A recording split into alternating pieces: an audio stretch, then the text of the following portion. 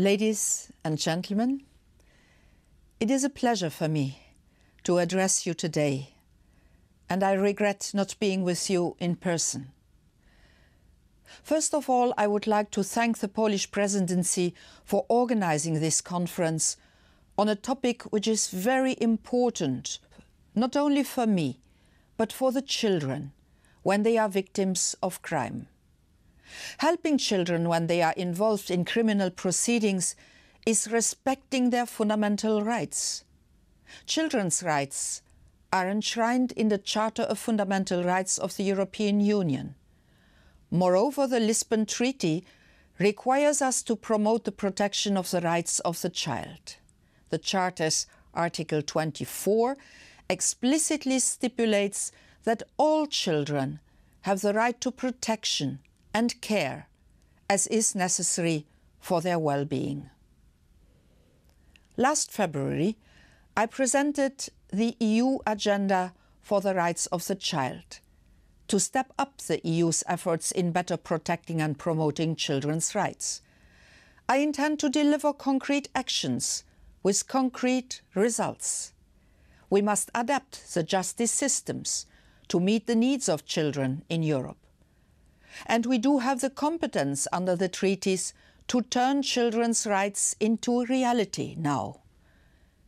Children who have been victims of a crime are often in a particularly vulnerable position when they participate in police investigations and judicial proceedings.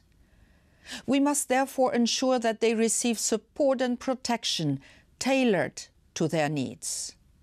Children must be able to understand and be understood so that we can help them on their difficult journey to recovery.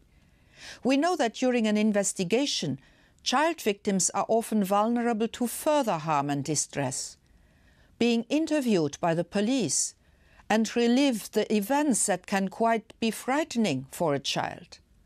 Going to court, facing the offender, can directly harm a child. This is why we have identified children as a vulnerable group of victims in the directive.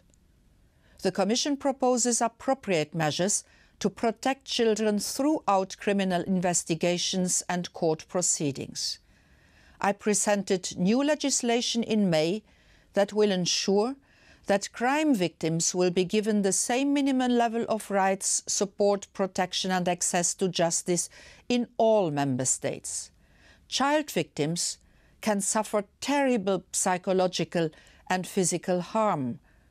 Support for victims at the earliest possible moment provides a lifeline and helps them not only to struggle through their recovery, but also helps them cope with our complex legal systems. This is why we have required that victim support organizations must be available in all member states, and that specialist support for vulnerable victims should be developed. However, this is only a first step, and we cannot afford to sit back. Compensation, for example, is an important need for victims, also for children who may have lifelong physical or psychological damages because of the crime. Ladies and gentlemen, it is my belief that we must bring child victims into the heart of the criminal justice system.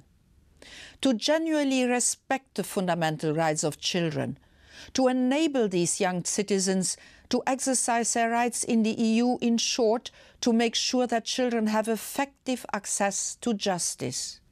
Ladies and gentlemen, I wish you a successful conference, and I look forward to learning about the outcome of your discussions. Thank you.